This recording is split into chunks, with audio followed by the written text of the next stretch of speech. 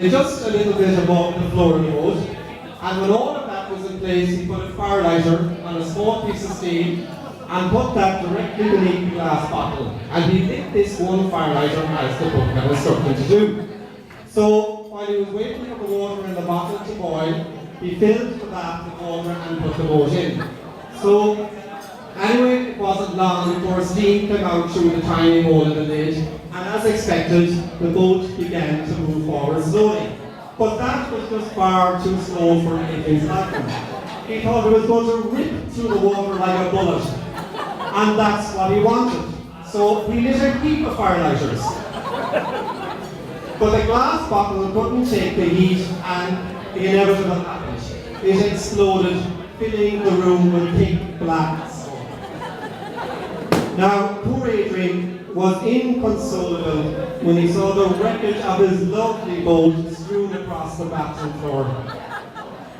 But not half as inconsolable as Dad when he saw the extent of the damage to his lovely paintwork. And that kind of drama was to be repeated many times as Adrian put more of his experiments to the test.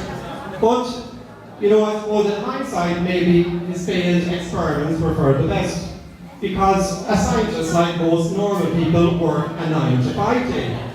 But Adrian's lifelong refusal to get up out of bed before 1 o'clock in the day kind of ruled him out of that career option, and many others along with it. But not only that, it was also the cause of much heartache for us all during the school term.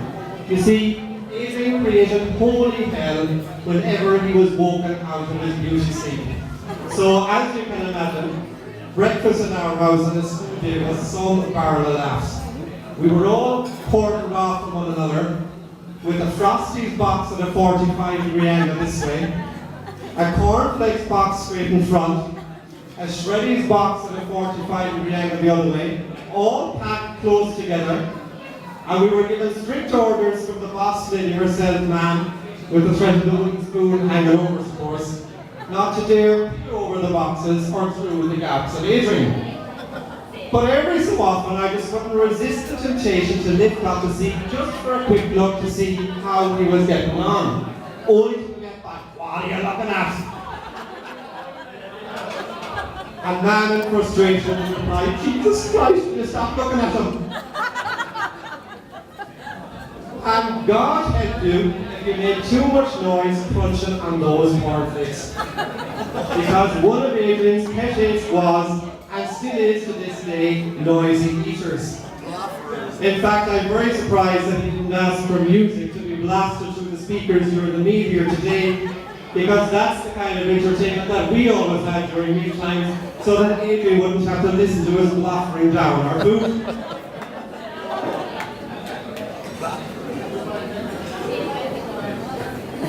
Hey, come on. But you know, the one thing that would always perk him up in the morning, no matter what, was the sight of his pride and joy waiting to take him to school, a lovely Triumph 20 bike. Now, he could have gone for one with higher specs, but he refused to dip into his baptismal savings to pay for the extras, so he had to settle for the standard model. However, he did create his very own souped-up version by adding extras like toys and bits of cornflakes boxes, that kind of thing, stuck to the spokes with clothes pegs just to make it sound like a racing car. Now, you'd expect the humour to pick up a bit during the summer holidays, but things went from bad to worse. Adrian prayed solemnly day and night for rain, as any hint of sun was sure to be an evening spent in those dreaded bogs of Ballyglunin. Now, it's hard to put into words just how tough it was. Lochdur was like a holiday camp compared with it. But, you know, we put up with it. We knew there was no point complaining, but Adrian didn't see it that way. He made it 10 times worse for us all. It was only a short half-hour drive to the bog, but it felt a hell of a lot longer as Adrian spent every minute of it effing and blinding and roaring and shouting at anyone who dared to come sideways at him, or brush off them, which was virtually impossible not to do with 5 of us crammed into the back seat of a Hillman Hunter. And if any of the sun came through those lovely, flowery bedroom curtains, now these are the type of curtains that would make your hangover feel 10 times worse. If any of the sun came through those on a Saturday or Sunday, it spelled very bad news, as that meant a whole day in the bog with Adrian. Now we all thought he'd wear himself out after an hour or so, but the grief he caused was relentless. And Florrie, who's here today, she often came to help out and would try to soften him with some tea and his favourite bread and jam sandwiches. But I suppose it didn't help that they were usually covered in bog dirt and flies.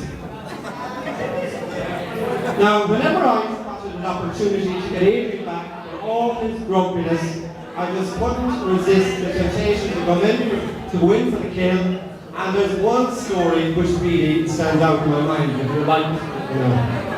When we were young, we'd feel the crack of the wooden spoon across the back of the legs if we had as much as a sniff of a sweet on any day other than a Sunday. That was just the rule in our house. But rules are there to be broken, and we were no exception. It just meant that not getting caught was a key priority on the mission. So speed was of the essence, even if that meant risking a serious bout of indigestion. Now, another hurdle that had to be jumped, and I suppose it was a fairly big one, was that I had no money. But Adrian had plenty of it, so that was that sorted.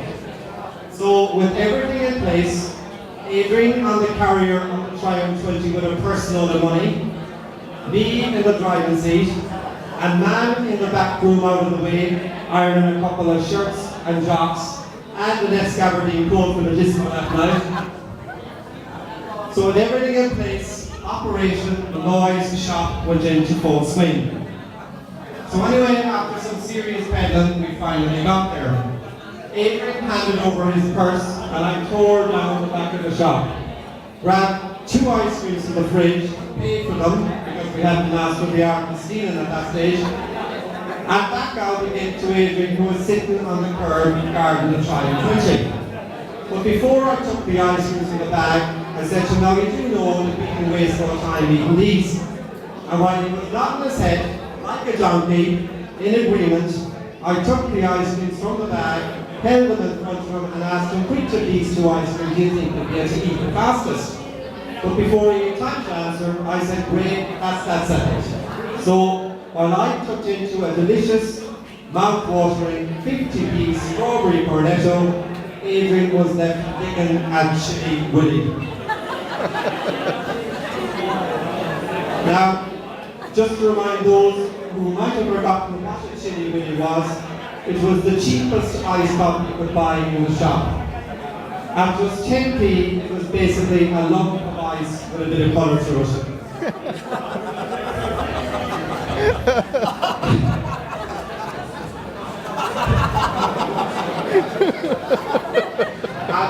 And that went on for the best part of a month, maybe 2 months.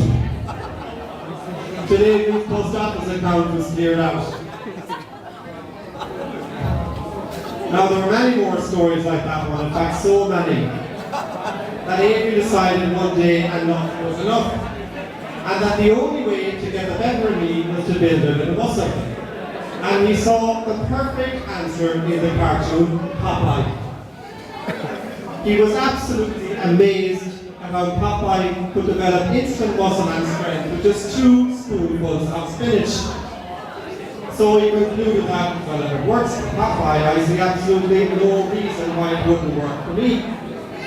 So, to please him, Lamb bought and cooked the spinach, and Adrian wired into a big plate of it. So when he was finished, he got up from the table, put the spinach to the test, but as usual, he threw one of his hissy fits when he couldn't throw Ray Huey over Nolan's back wall. So he ditched that plan and decided that the only real answer to me was to join Galway City Gym.